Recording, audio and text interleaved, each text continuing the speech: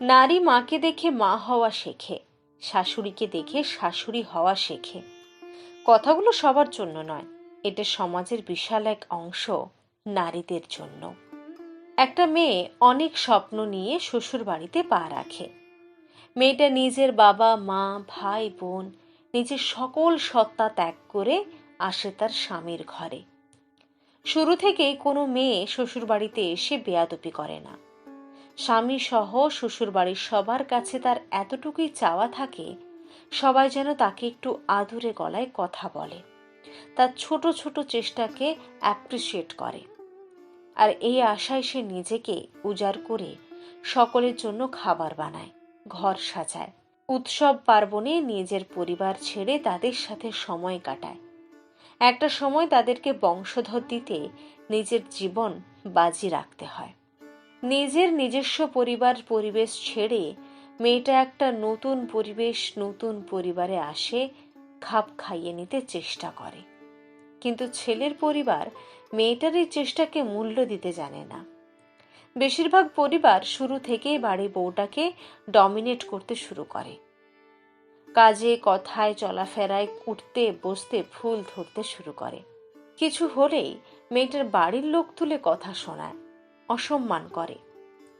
একদিন, দুদিন, 3 দিন মেয়েটা ভাবে হয়তো তারই ভুল, কিন্তু ধীরে ধীরে মেয়েটাও বুঝে যায় আসলে তার ভুল থাকুক বা না থাকুক, তাকে দাবিয়ে রাখার এটা একটা কৌশল। একটা সময় এই কৌশল মেয়েটাও শিখে যায়।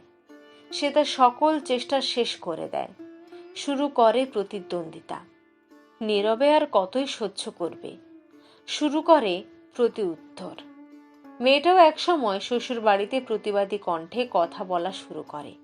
আর সেদিন সে মেয়েটা তার সরল মন ছেড়ে কঠিন হয়ে যায়।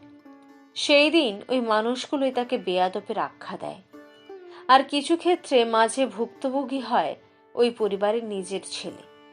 সে পারে পরিবারকে ভুল বলতে, না পারে নিজের স্ত্রীর ভুল ধরতে। ফলাফল ছেলেটার বিবাহিত জীবন নষ্ট হয়।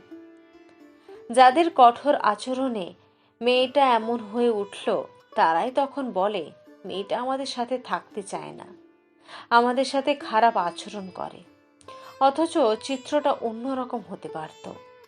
মেয়েটাকে একটু আদুরে ভাবে সবাই মিলে বুঝিয়ে রাখলে সংসারের পরিবেশটা কতই না সুন্দর হতো। একটা মেয়ে তার সব ছেড়ে আপনাদের কাছে এসেছে, তার জন্য সবাই মিলে একটু স্যাক্রিফাইস করে তাকে মানিয়ে নিতে সাহায্য করলে সেও আপনাদের মনের মতো হয়ে উঠবে। কোনো মেয়ে খারাপ বউ হওয়ার উদ্দেশ্য নিয়ে শ্বশুরবাড়িতে আসে না, পরিস্থিতি তাদেরকে বাধ্য করে।